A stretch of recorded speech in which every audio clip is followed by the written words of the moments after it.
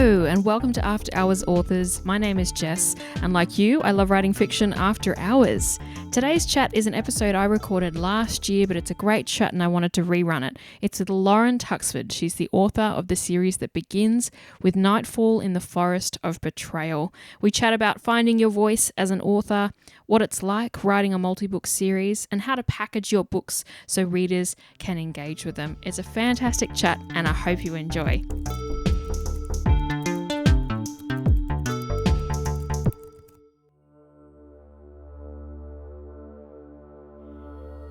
Year 367. Aniran Castle. The prince was sprawled in his chair like some discarded masterpiece, a lifeless statue washed in red and gold by glowing embers in the fireplace beside him. As Aurelia stared at him in shock, a liquid haze welled across her vision, and his beautiful face distorted into pale, blurry shapes. Choking back a sob, she wiped her eyes with the heel of her calloused hand, the dagger still in her fist. Ridian. Aurelia had made her choice. She had killed the prince. Ooh. That is an excerpt from Nightfall in the Forest of Betrayal by Loren Tuxford, who is in this episode with me right now. Hello, Loren, and welcome to After Hours Authors.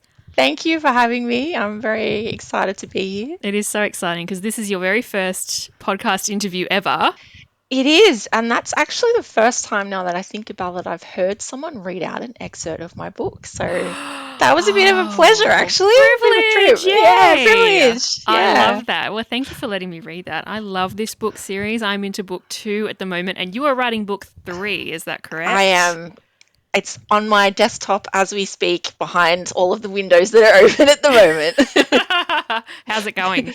Yeah, excellent, actually. It's kind of, some days it's just a matter of getting my butt to the desk, because there's like so much happening in my head that instead of writer's block, it's like writer's overflow, and I just need to be at the desk letting it come out of my head through my fingertips into the keyboard. And yeah, like authors after hours, we just grab what time we can to do that. That's it. And sometimes it's 10 o'clock at night, and that's Yes. when it's coming out, and that's when you're writing it. Yeah. So well, true. It's so exciting to have you here today because you have so much knowledge to share as someone that has published a couple of books and you're writing the next one in the series.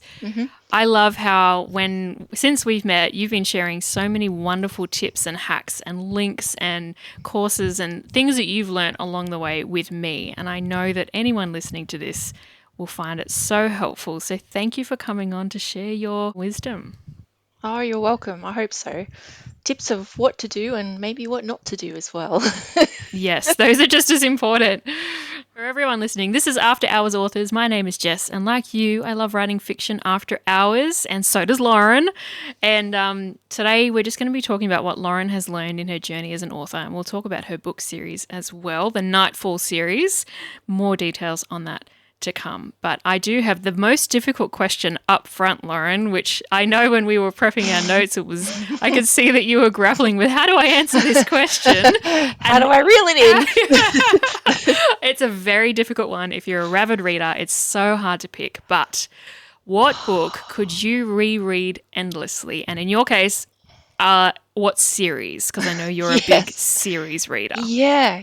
I love standalones, like the classics, bit of sci-fi, bit of Carl Sagan, bit of Jane Austen, but I love series, and mostly it will be fantasy. It's just what I grew up on, what I gravitate towards. Best one of all time for me, who inspired me, would be Catherine Kerr with her Devery series, which she actually started in about 1985 or 86, and it's still going.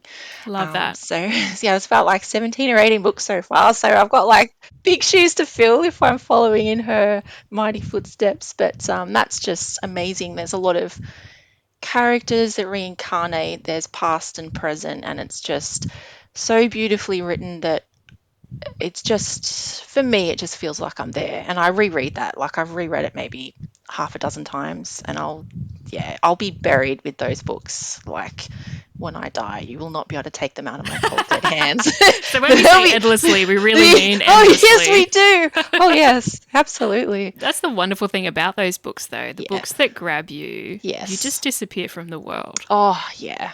Disappearing into them is exactly what happens for me, and it's hard to come back sometimes. It's hard to stay focused. But same with the Chronicles of Narnia. That was one of the first kind of series I read by C.S. Lewis as a kid, and again, I reread those as an adult. I just find there's a little bit of like a religious undertones, but at the same time, they're so perfectly written. There's nothing in there that doesn't need to be, and everything that's in there is necessary, and it's beautiful. It's so lyrical, but just a wonderful children's story. Yeah. Yeah, I love those too. The C.S. Lewis, anything he writes is just Yeah. chef's Yeah. kiss. But Chef's yeah, kiss. Yeah. Chronicles of Narnia, there's something about those far out ideas that Yeah. when you're a Yeah. child is so captivating. Yeah. And you never lose that feeling Yeah. with his stuff. You never lose that sense of wonder with the Yeah. really creative things he explores in the books. Yeah, that's it. There is really a sense of wonder in there, and even when things are quite dark, um, especially in The Lion, the Witch, and the Wardrobe, which I think was originally written as book one, but is now in the series as book two. It does get a little bit dark there. No spoilers, but there's a bit of a sacrifice happening in the middle there, and it's as a kid you're reading that, and it's just, It's but full you never, on. yeah, it is full on. Like, the never-ending story movies. You're a little bit a bit Scarred. scarred for Scarred. life. Hey, it just changes Yeah, you, doesn't it? yeah, There's it stories does. like that just change you and you Yeah, can't forget it. yeah, absolutely. But I like a bit of modern stuff as well. Charlene Harris, the Stooky, I can't even say it, Sookie Stackhouse series, which was made into a True Blood um, HBO series as well. Yes, yep. Yeah, that was a bit of fun. Charlene Harris writes really clean prose, like it's very matter of fact, but it's very engaging. And a little bit on the other end of the spectrum is Anne Rice with the Vampire Chronicles. So Mm. gothic, so descriptive, very immersive, very dark, but just epic as well. Yeah, it's beautiful. Love it. You've picked some Yeah. excellent books and series to answer that question. Toughest question's done. The rest of the chat's easy, Lauren. Don't worry. Yeah, and the original question was what one book, and I've kind of gone, here's a library, Here's a here's my library of things. bookshelf. Yeah. I'm imagining that I have a really big bag when I go. Yeah, So, yeah, yeah. oh, I love it. Well, Lauren, tell us about like everybody comes to writing differently, and some people have had a background in writing or books or publishing, and other people it's kind of been like a side hustle approach. How did you end up writing, and what was the point like for you where you finally went, okay, I'm writing this book? What was that like for you?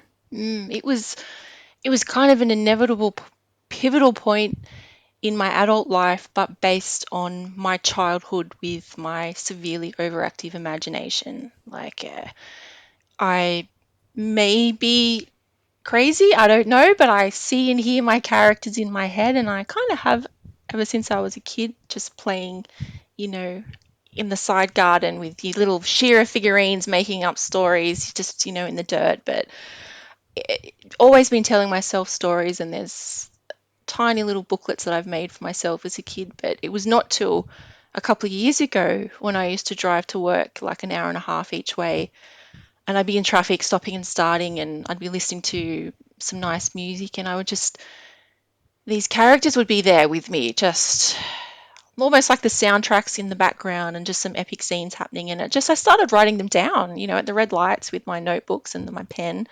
And just when I finally left that job and I was in between my next one, I was like, well, this could be an opportunity to expand on this. And with all the notes floating around, I sat down and planned it all, and ended up with rather a lot of material to work with. Yes. Yeah.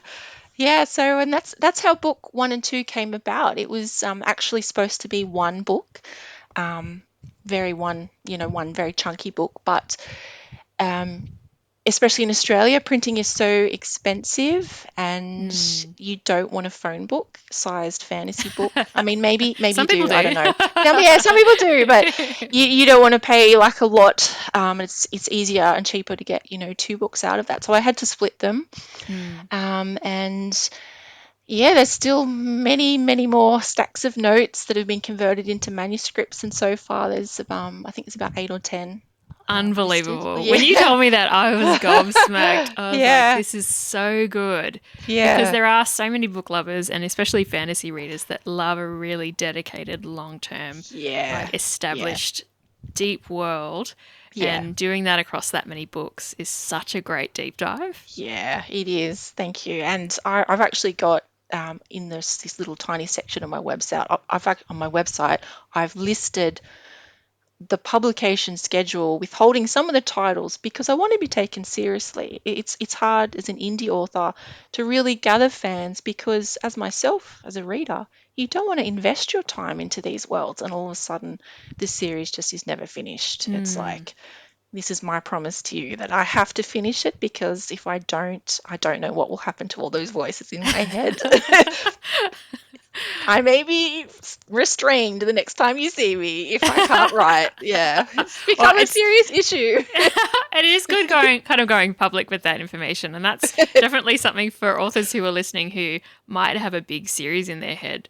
There is some kind of accountability thing about putting it out there and putting it out into the universe and going, you know what, this is going to be 10 books and Yeah, it's yeah, coming, and ride with me, yep, and here are the books you can already get started on, and this is yeah, where I'm up to, and keep following along. So good on you for exactly. like having the courage to do that. I think a lot of people Yeah, would shy away from kind of being that public with their plans, but it's so good. I wasn't sure if you were going to share how many you were going to do. I remember when you told me that, I was like, oh, that's you can absolutely amazing. just hold me to that and like just pester me. When is it happening? When are they coming? Are you sticking to that deadline? Because I've got the dates, expected dates there as well. It We'll have a just check-in episode where I'm like, we Lauren, will. Uh-oh. Lauren, where are you Yeah. at? Lauren is unavailable at the moment. Please leave a message. I've lost my voice. I can't come on the podcast. Sorry. Yeah. Got the black lung. Yeah. Yep. So we are Oh going to be man. checking in with you. You know that Yeah, now. that's not challenge accepted. Honestly, that's what we need. You wanna be like a self-fulfilling prophecy sometimes, because Mm, being an author is about self-dedication, especially mm. indie author. You don't have an editor or your publisher on your back going, here's the date.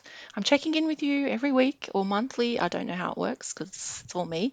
But yeah, it's a big thing, but I'm actually really excited to be doing it. Yeah. Amazing. And talking about like tips for indie authors, what are some Mm. of your top tips or your do's for other authors? What things have you learnt that other authors could learn from? Yeah, that's a great question. And I spent a little bit of time preparing because there's a lot.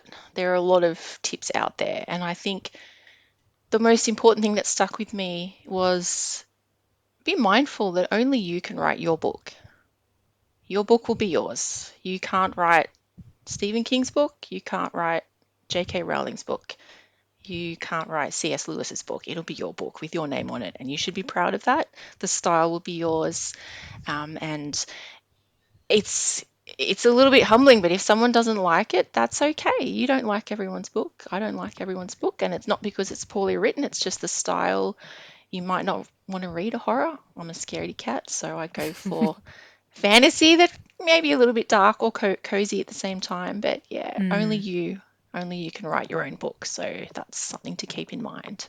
Yeah, that's such great advice. I remember Mm, reading, you mentioned Stephen King. I remember mm, reading a foreword in The Gunslinger, the very first mm. Gunslinger book, and he wrote about how when Lord of the Rings came out, he read it like everyone else, and Yeah, all of the writing friends he knew were so inspired by it, but they all went off and wrote books, and a lot of them ended up writing things that seemed almost the same. But he yeah, waited. He said yeah. he waited quite a while, quite a few years. He wanted to build up some of his writing skill, but he also wanted to make sure that the story he was telling was his and he wasn't just Yeah. copying what other people had done. I found that really fascinating that he wanted to find his own voice before he sat down Yes, and did it. thank you. Finding your own voice, that's a really good way to just sum that up. Yeah, find your voice, be comfortable with it. And maybe your voice will change. Maybe you'll start out writing one way and your style will change as you learn things about the process, because I'm always learning, which I think is part of the joys of writing as well. Yeah, Yeah, it's so true. I love that. yeah, yeah. One of the joys, or not so much joy, I guess, is one of the challenges, but when you master them is good, is being prepared to wear a lot of different hats and learn a lot of different skills. You know, writing is all about being an editor in a way. This is my experience as an indie author. You still have an editor or a team of editors or copywriters, or no, what is the word? Proofreaders? Proofreaders, Proofreaders, copy yeah, editors, yeah. developmental editors. There's still all of that there, but you still have to polish your manuscripts. Write your first draft, let it be messy, but come back and just tidy it up so it's easy for other people to follow along and Mm.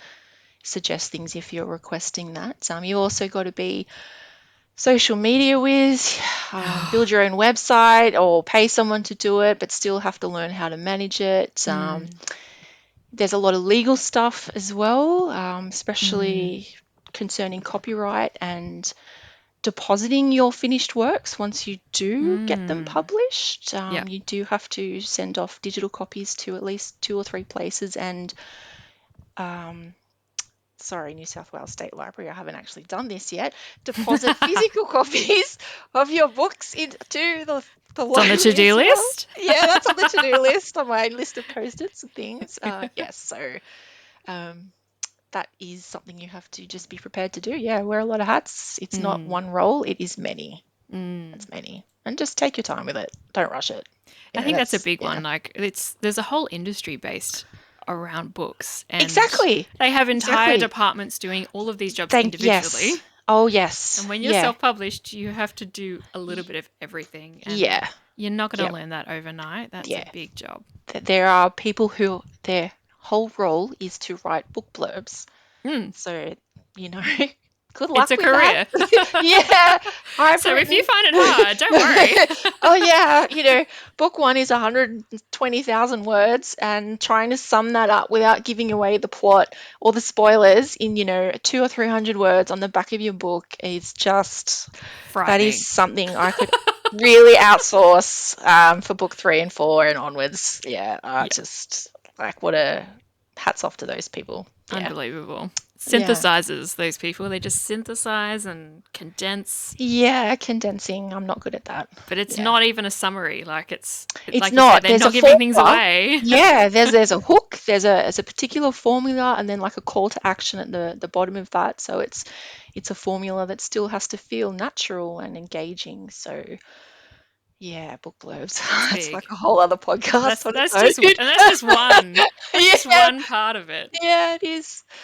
Yeah, and with that, you've got to research things like that, but also researching your genre is important as well. So Mm, I read a lot of fantasy as well as a mm, few other things, but you've got to look at the what's popular, or what is classic, or what spoke to you, what inspired you to get into what you're writing, but you have to read what you're writing to see yeah. what is working and what is not working, and that's certain tropes or certain plot devices or the shape of certain plots. Even the cover designs, what's selling. You've got to research your cover before you think, well, this is what I want. Is what you want going to work? And it just, everything requires a bit of tweaking, and show it to people, get some feedback, take it on board or not. But it's good just to see what's out there. Go to bookshops, take photos, scroll Amazon top 10 lists, top 100 lists, and just see what covers are popular. You can judge a book by its cover. Yes, no, I don't know. Am I supposed to say that? But I No, kind of you do. do. Yeah, Yep. yeah. So, Genre's a funny one because I think people feel like they're getting trapped if they mm, choose a specific genre. But mm, genre is a way to communicate to certain yes, readers yeah, what to expect from your book, and that yeah, could that's be right. the way the blurb reads or the way the cover Yeah, looks or yeah. the tropes and some of the features that you add to the Yeah, story. yeah. It's Yeah.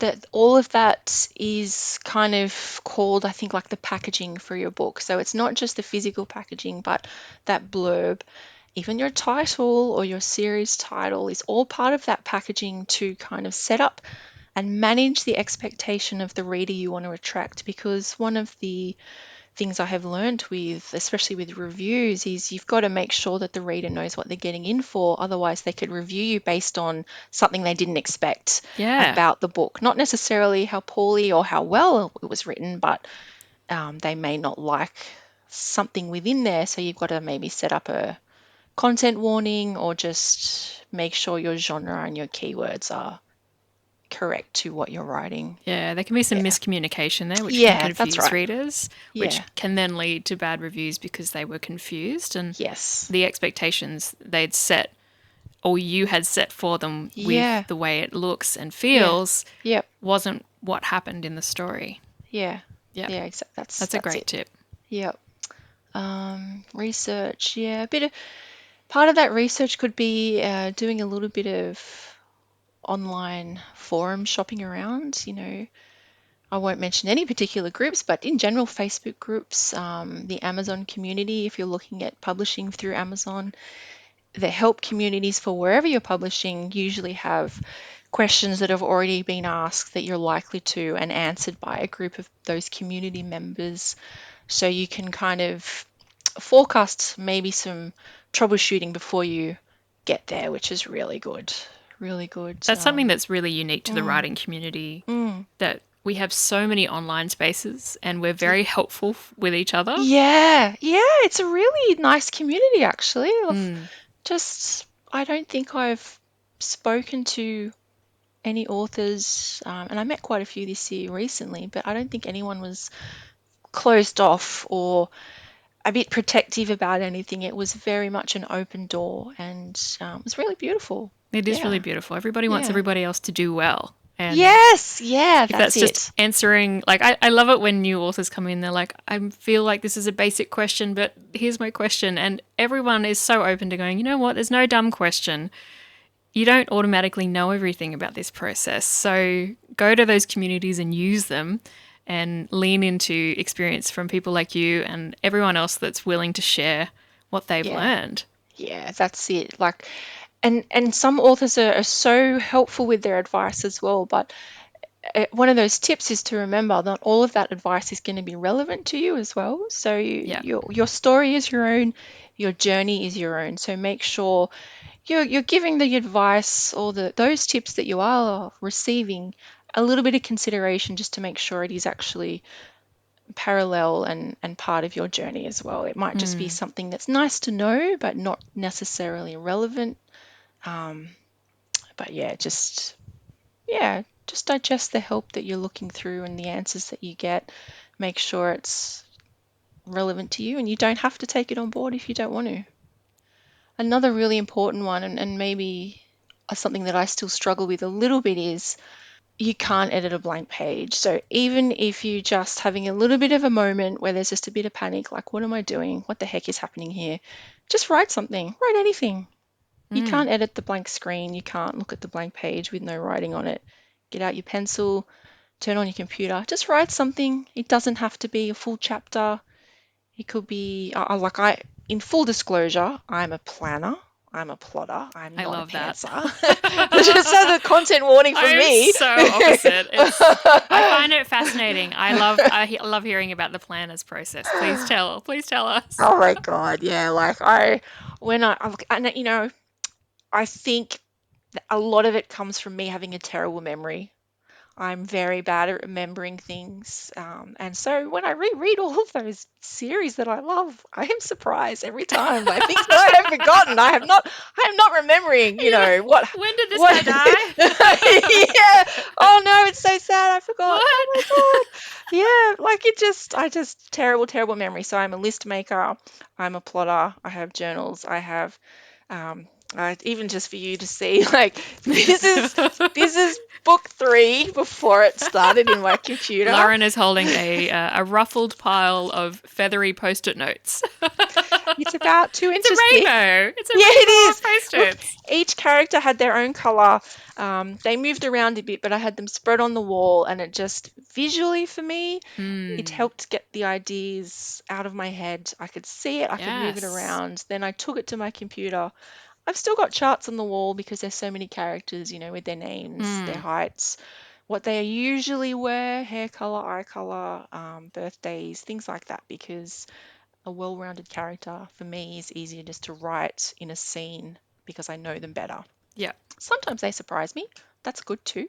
Yeah. But yeah, there's a lot happening on my wall I that you love that can't. you've mapped it though. Yeah, Like it's a you map. Thank know, you. Yes. you know where your strengths are and Yeah. where you kind of struggle Yeah. a little bit. So it's good to Yes. build those systems Yeah. that enable you to kind of keep working on the story and Yeah. to not lose sight of where the characters are, not lose Yes. sight of where the story is going. I think Yep. that's such a great tip for people who, especially like you say, we all have these kind of mini mind movies of the story. And Mm-hmm. how do you then get that out? Mm-hmm. And especially if you're first starting out, you might not know if you're a pantser or a plotter or a planner. Yeah. You've got no Yeah. idea. So Yep. that's a really great practical tip to grab some post-it notes or create some kind of map in your bedroom or in your office or Yeah. wherever you're Yep. doing it and just Yep. see if you can get that story out, get the characters out Yeah. and kind of play chess with the pieces that you have. Yes. Yeah. And something you said then just made me think of another set of tips. When you've kind of finished a chapter, just with that mind movie, if you do picture things in your mind, put yourself in the scene and ask yourself, what are my characters seeing? What are they hearing? What can they smell? What can they feel? What is touching them? What is the temperature? Like and what are the words and things you need to show that instead of just putting that into words. So that's an example of showing and not telling with the character experience with the 3D world. Yeah, so kind of making it like a reality, giving the Yeah, yeah, building it up to make sure it's their senses are engaged, because then the reader's senses will be engaged as well. yeah, Yeah, that's a great tip. I love that. yeah. Finding your tribe is really important. Mm. I'm definitely a solo writer, but I do need the community, which is like we, discussed, is a great community for sharing your joy and your tears or your accomplishments or your questions. I think even if it's online, like a Facebook group or in a library, I think that's really important to have a little bit of community. Social media is great, Mm. that's how some of us have met and stayed in Yeah, touch. that's how we connected. Yeah, like I just, 2 or 3 years ago, I didn't even touch Instagram or Mm. Twitter, Twitter X, whatever it is now. And just now I'm like, X, doesn't matter. hey, hey, you, hey, bestie. It's like just catching up through, some posts and reels and fun comments and things is really important. It's engaging. You might Mm. just, you could potentially suffer a little bit of author envy, which is Mm. an author don't, but it's a natural thing that we do. Yeah. But it's good to celebrate the wins or the experience and the journey of other authors, as well as just Mm. trying to like hold back that envy a little bit as well. Yeah. Yeah. Yeah, I think finding your communities can look very different depending on the platform that you use to do Yes. that. Yeah. There are, like, depending on where you live, there might be some writers' centers or writers' organizations in your area, and they organize, collaborative workshops or they run special events, and they often run writers' groups and online groups too. So check those out wherever you are. And then, yeah, likewise online, there's so many different ways you can connect with other writers. Like Threads has quite a strong Yeah. writers community, and I Yeah. often see people checking in, like, I'm just about to start writing, who else is writing? And you get all these Yeah. people Who's commenting, here? going, yep, Aussie authors, yeah, put your Aussie hand up. authors check in. Like, I love that. I think it's great. Blue Sky is really popular at the moment with kind of people leaving Twitter/X, moving into the Blue Sky platform. So you do kind of come across authors in all these different online Yeah. spaces because we are Yeah. often online when we're sitting in our computers Yep. writing by ourselves at home in our PJs. Yeah, There is somebody else exactly. doing the same thing as you at the same time. Yeah, exactly. I think, and if you can afford it, there are events and markets and things throughout the year where creative types, maybe not just authors, but other creative Mm. types or bookish types will gather. Yep. It might be bookstagrammers, it might be other readers, but a lot of authors like not so subtle plug here for Book Fair Australia. Yeah. I, It was I so much once, fun. yeah, that was so good. That was wild, There man. That was was a so buzz in that wild. room, wasn't there? Oh, he was amazing. That was this November. at Sydney Showgrounds for 2 amazing days, and there was just so much fun going on there. Like, So good. There was a buzz, wasn't there? yeah, Like there walking was. around, you could tell that if there's some kind of safety in walking in a room full of people that you know love books, just like Yes. you. Yep. So any conversation you have about books, there'll be someone there to have it Oh, with. and so happy to talk about it as well. Yeah, Yeah. it was brilliant. That And was as an so author, good. did you have heaps of people coming up to you, just Yeah. chatting with you about your books, Yeah. but just books in general? I did actually. It was my first author event, so it was a learning experience, but an absolutely amazing one as well. It was so humbling, the appreciation and the love that I got from people who are already fans and people who are hoping to be fans of my work as well. So, Yeah. it was just great to meet them, because, we're readers as well. We want to put a face to that weird name on a book sometimes and just get inside the mind of someone who writes occasionally questionable content, but really, it's just trying to share a story. But yeah, it was great. Other authors, readers, creative types, even bookish vendors with all these amazing gifts that they've created based on our favorite authors' works as well. And Yeah.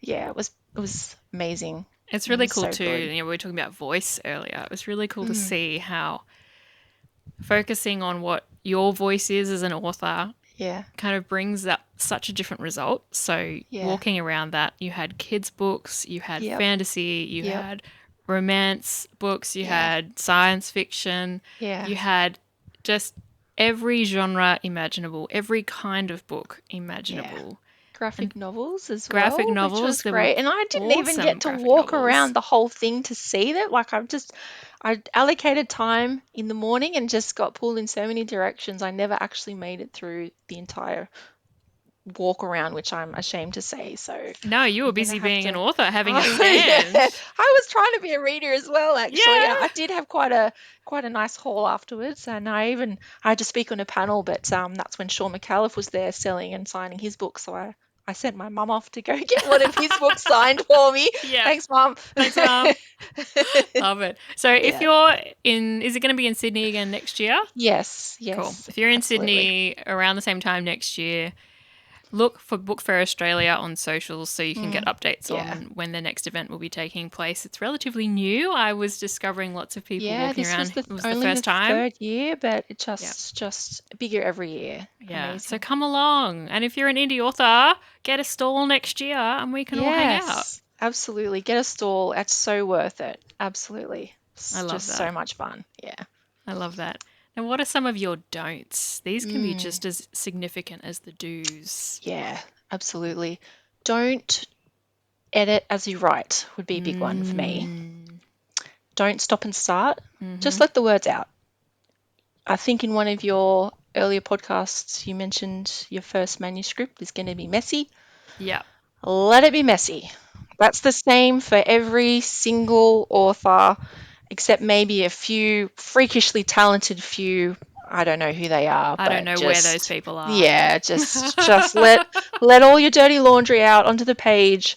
Just keep writing and Mm. get the ideas down, and Yeah. even let it sit for a day or two or a week, depending on your schedule, and come back to it later. Yeah. And don't judge it. Don't judge it. Yeah, don't judge it. Every author has a first draft that just might be very different to what you read. Yes. I Yeah. think I saw a really interesting panel at the Newcastle Writers Festival this year, and they had three really well known Australian published authors Mm. sharing about their first drafts. And the Ah. workshop was called Shitty First Drafts. Oh, And it was nice. great Perfect. because it was basically three authors who have a Hmm. series, a round of books, and they get awards and they sell beautifully across the country, basically saying my first draft is a nightmare.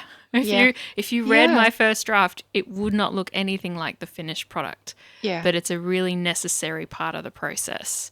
Yeah. And I found that so comforting because I Yeah. think, especially when you haven't maybe been in the book industry and you haven't seen what those drafts look like, Hmm. Hmm. you might set out to write the most picture perfect draft, but that could hold you up from exploring new ideas because you're trying to keep it so contained and Yeah. so perfect, and that kind Yeah. of interrupts that flow state. Yeah. That's right. And that flow state, for me personally, is really important to just get it all out there. Even being a plotter, even being a planner, that Yeah. flow state is really important to let the ideas that I haven't pre-planned come out as well, Yeah. which can be very surprising. Yeah. And that's where the magic is for me. I know what is happening in each scene, where I'm going, where I start, what's in the middle, but maybe the dialogue, maybe something incidental that just takes place and grounds the scene. That comes out of that flow state, which is really an amazing, almost meditative experience. Yeah, yeah, and yeah, don't just go back and tidy it up when you get a chance. Just it might be 10 messy chapters later, and then you might go back. You don't have to write the whole manuscript as a first draft. You could write it in sections and then go back and edit it as you need to give yourself a foundation to move on from. But again, that goes back to the very first tip. Just trust your own process. It's Yeah. going to be different for everybody. Yeah. Totally. Yeah. Totally. And you have, I think, one of the benefits of being self-published is you can set your own deadlines. Yes. So Yes. you can give yourself time. You've got time to go back. I Yeah. remember hearing authors say, "Oh, I'm onto my 8th revision." And I thought, "Oh my gosh, that sounds so stressful." But I'm on my 3rd revision now, and I'm like, "No, this is actually a really cool Yes. process because Yeah, it it's is. every time you go through it again, there are new things cropping up, new Yeah. ideas. Yep. You're refining the beginning with the end. The characters' journeys are becoming clearer.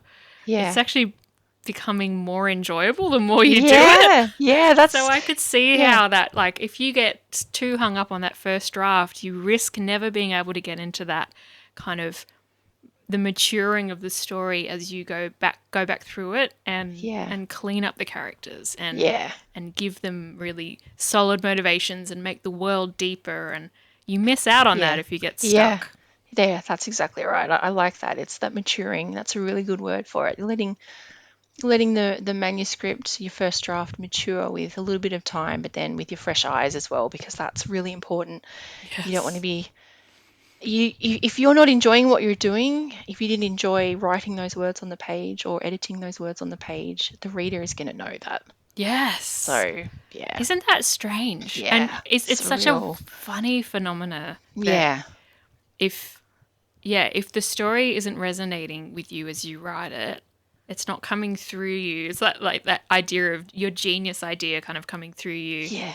If you're not doing that in a state of contentment and kind of chill, then the story on the other end will be received with that energy. Yes, that energy will just come right out of you and just into the reader's experience for better or for worse. So that's a Yes. really good thing to keep in mind.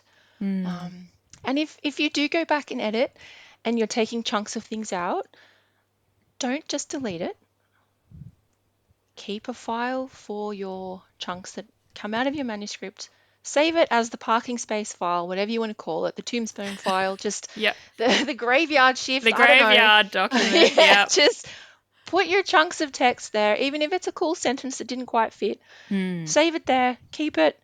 You just never know. Yeah. You never know. Those kinds You, of backups are so critical. yeah, yeah, and back up your work as well. Don't Oh. not back up your work, even if you're working on the cloud. Download your file occasionally, Yeah. re-email it to yourself Yeah. in a separate place so you've always got a copy. You just Save it on a USB yes, exactly. on your desktop. Physical, A couple of cloud-based. copies. You want to put a couple of copies in a few Copies for places. everybody. Yes. Yes. Yeah. Yep. Sprinkle it around. Copies, You can never be too generous with those backups. Yeah, absolutely. Yep. Absolutely. Don't rush with that process as well.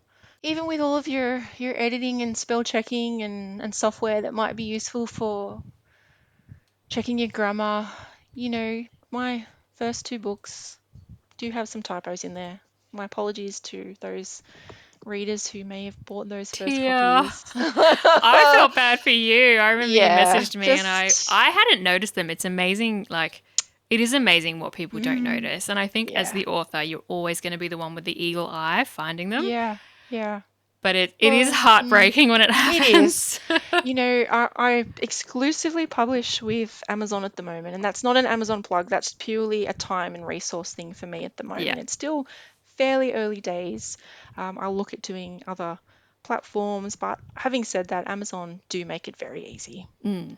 And in this particular case, with your ebooks, you can re-upload files, contact Amazon and politely ask them to push updates to your readers as well.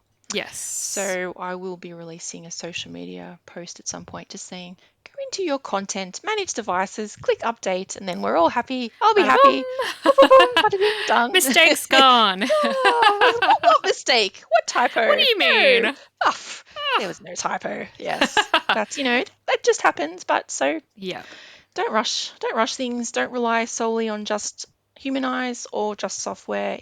And I had both, and it still slipped through. Yeah. And I had words with a couple of different software providers, and they kind of, I'm not going to name names, but they kind of admitted a little bit of culpability. But Mm. that's one of the things about an indie author. You don't have a legal team behind you to really follow that up very well. You Crack just that kind whip. of, yeah, you just take it on the chin and just, there's a lesson learned.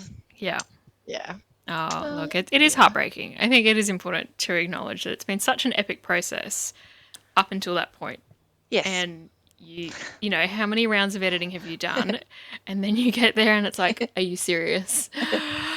But you are certainly Yes. not alone. And I think No. if anyone listening to this comes in contact with that experience, don't worry. You're a part of a group of people that have the Yeah. same feelings. Yes. Yeah. I think, there's still publishing houses with major editors, and there are a Yeah. few typos in Yeah. very, very successful books out there, and that's Yeah. what I tell myself as I cry myself to sleep at night. So Yeah. It happens in book publishing with dedicated full-time Yeah. editors. It happens. It's just Yep. honestly and the only thing you can do is what you've done, which is next round, just do an update and move on. Well, thank you, Loren, for sharing all your do's and don'ts. You are such a wealth of knowledge. I'm going to hit you with a community question from Wesley Croft, who is a sci-fi author based over in Western Australia. Hey, Wesley. Hey, Wesley. Thanks for submitting your questions. So Wesley asked, he said, loving the podcast. I've listened to 5 episodes. Yay, thank you. I would love to hear an episode on foreshadowing and breadcrumbing and how to make it not so damn blunt and obvious, which I think we can all understand. And I wanted to ask you this question, Loren, because your books are, you're so good at this. You're so good at just sprinkling bits and pieces of the story and characters and their history and their future throughout your books. It really has this almost like thriller-like pull because of how you do it. And I would love for you to share any tips with us and with Wesley that could help him as he writes his books. Yeah, thank you, Wesley. That's a really good question. And to be honest, breadcrumbing is a relatively new term for me. I don't think I realized that's what I was doing. Um, I'd love to share how that fits, though, into my writing process to the best of the knowledge of this process, because it is a bit mysterious.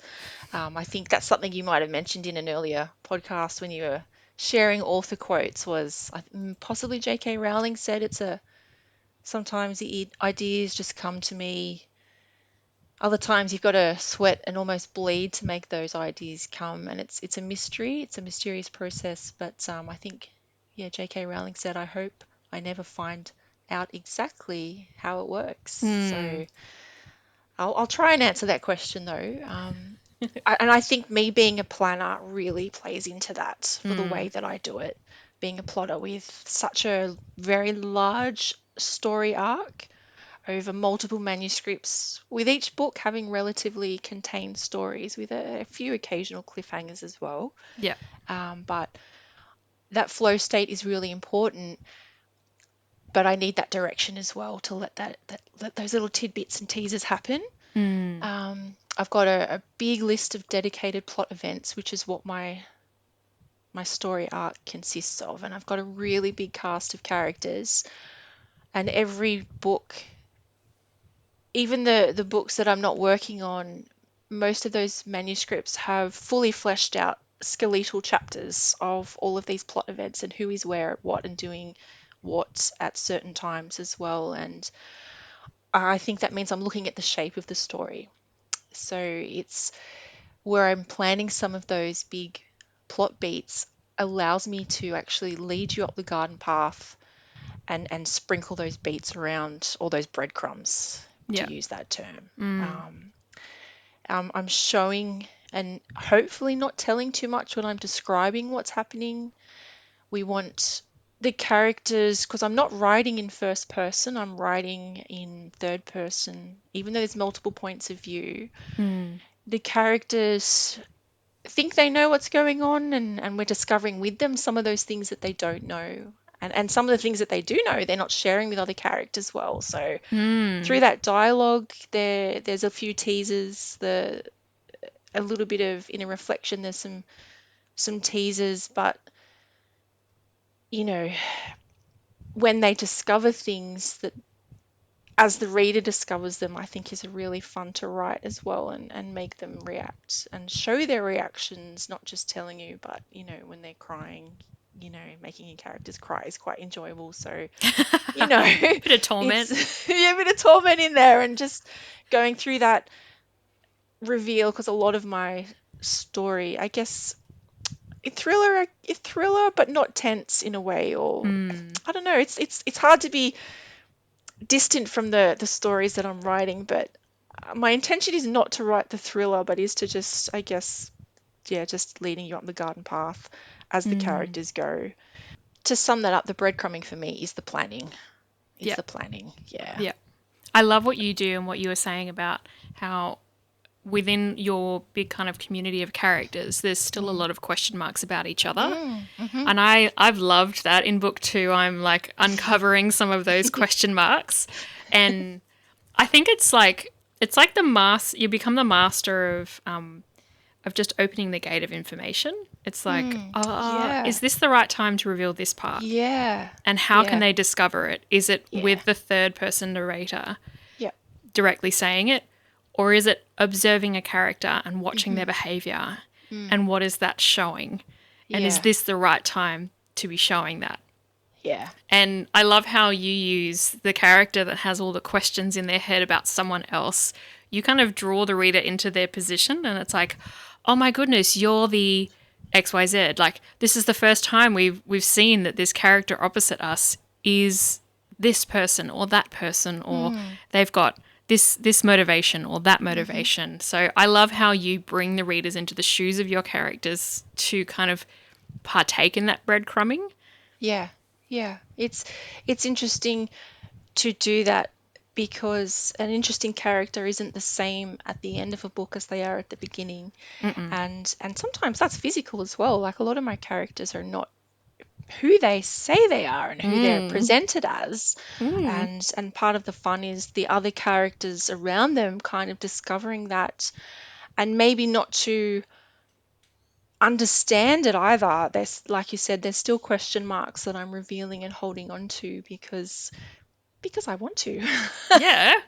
You're the author. You can do what you want. Yeah, I can do what I want. Yeah, but it's fun. It's challenging, but it's fun. So breadcrumbing for me as a planner is, yeah, finding those plot beats, and making sure that the characters around those certain plot points at certain times, do they know this or do they not?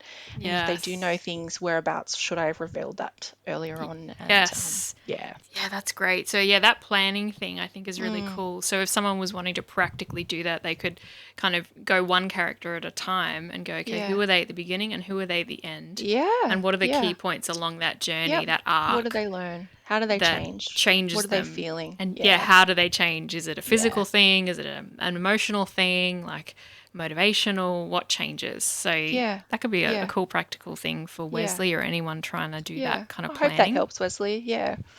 It is Yeah. such a fine art, though. I understand Yeah. why Wesley asks this question because Yes. Yeah. and it really depends on your story too. Like Yes. Wesley, no, I noted that Wesley was a science fiction author, so there might be ways in science fiction that, as a genre, authors in science fiction do it maybe slightly differently to Yeah. fantasy. And that's where reading books within your genre is really helpful, and talking with Yeah. people who write in your genre as well. And not just the newer books that are out there. Revisit the classics too. Yes. And a caveat for that is a lot of 60s and 70s fantasy and fiction is a little bit, I'm trying to think of the right words here instead of just saying they're sexist or they're politically incorrect. But They're very if you different though. they're different, they are so Very different. different. But a lot of my inspiration does draw on those classic fantasy, even the sci-fi like Arthur C. Clarke, Mm. Yep. yeah, Robert Yep. Heinlein as well. Oh, cool. Some of his female characters have a lot to be left aside. I don't know what that phrase is, but they're just maybe like a little bit two-dimensional, but the Mm. stories are awesome. Yes. So, It has changed, hasn't it? So yeah, that's why it is yeah, important, I think, to do that breadth of reading, yeah, and to go back and to read the classics of your genre, yeah. and then to read on as as decades pass and see how things are different now. Yeah, that's it. And the marketing of those books is different now too. Like instead of just saying, well, Mm. this is a sci-fi book or that's a fantasy book, here's a bit of the plot. Now we've got all these things where you can present different tropes as well. You've got your Yep. content warning. It's something you have to package your book with very clearly and cleanly, Yep. just to really set up those readers' expectations and manage them correctly as well. Can you tell us about your books? We're going to finish with the juicy goodness of your Nightfall series. Can you tell us about it? Okay, so just yeah, I'll try and sum up. I am a The waffler, you may hardest have. job ever for Yeah. an author. Yeah, look, they're fantasy. They're fantasy books. They are multi-charactered and multi-time period as well. Mm. So we have things that have happened in the past, and not just the recent past, like the far past. We're talking about characters with magic. Some of them live very long, some of them not so long. Mm. We are, and that's what I'm working on at the moment. Book three, we're looking into the childhoods of certain characters as well, and Mm. why they are the way they are in book one and two. But we do have dragons, some not very Yes. obvious, Yes. some pretty much your standard dragons, some not quite. We've got some elves who are basically in my world just humans who've got a bit of magic. That's the term, and there's a reason they're called elves as well, which I'm working on at the moment. But yeah, just a little plot device in there. But we've got humans and elves who are kind of on this tense brink of war when we begin with book one, and the characters have been told one thing, but it's not exactly what's going on, and they're making the decisions and taking actions based on all of those lies. So the unwinding of book one and into book two is really stripping away those layers and experiencing that with the characters, and what they go through. There's a bit of love with that action as well, a little bit of Mm. spice. Mm. That was great to share to my friends and family when testing out certain. ah, Orkies. yes, awkward. But yeah, look, it's fantasy, a little bit of mystery, a lot of lies, a lot of secrets, a bit of Mm. spice, and it's an adventure. But I would say mine is heavily character based, not Mm. heavily, although it's a big plot there, but I'm really focused on the characters to drive the plot. Nothing and no one is in there as a gratuitous kind of little side character. Everyone's got their place and there's a Mm. reason they're there, and what they're experiencing really drives the plot. Yeah. I love it. I Yeah. definitely feel that as a reader. It's very character driven. And that, for me, I think is why it's so engrossing. Yeah. Because, like, especially in book one, where, like you shared, they go about their days and about their actions thinking they know what's going on. And as time goes on, they learn that they really don't. And Yeah. so as a reader, you're like, oh my God, this is so full on. Like, it just pulls you through. Like, Yeah. I don't think I've told you this, but I feel like when I read your books, time slows down. And I know that sounds like a Mm. massive cliche, but I like genuinely, cliches. I'm all oh, here for okay, let's cliches. lean into the Oh, yeah. cliche then. It's Yeah. Yeah. genuinely, when you read it, you're sucked into this world where you're always questioning, okay, so have they been honest about themselves and about which part of this world they come from and where they're going. You're always wondering, and so they're not you all telling the really, truth, oh, yeah. it's so good. You always have to be Yeah. paying attention, Yeah. and so we talk about breadcrumbing the whole way through. They're beautifully thick books for people that love a good, juicy, chunky read. You are going to love her series. Every chapter you're like, oh, there's another little thing. I just need to hold on to that piece of information. And then when you finally do the big reveals, it's so satisfying because you've been holding on Thank to that you. thing the whole book going, when is this going to be resolved? Yeah. Like I can see across the books already that there are things that don't get resolved within the book where they first get mentioned. Like there is such a long kind of timeline and history that kind of connects forward and backwards, and I can see that you're definitely settling in for a really long and just beautiful story. So I'm so excited to finish Thank book you. 2, and I'm really excited to read book 3. Yeah. Where can people get your books? Well, at the moment through Amazon, we've got ebooks available as well as paperback. And I will be back at Book Fair next year, which Yay. is, next year is only around the corner, but yeah. Well, thank you so much, Loren, for coming on the podcast Oh, today. you're very welcome, Jess. Thank you for having me. If you want to find Lauren's books, we're going to put all of her links in the show notes. So her website, links to her books, and to some of those events that she's just mentioned. But thank you, Loren. We really appreciate your time. Thank you. I'm just absolutely thrilled to be here, Jess. I really appreciate it. It was heaps of fun. Thank you. Thank you, everyone, for listening. And we hope your stories are going well just as much as ours. And we'll see you in the next episode. Bye. Thanks, everyone. Bye.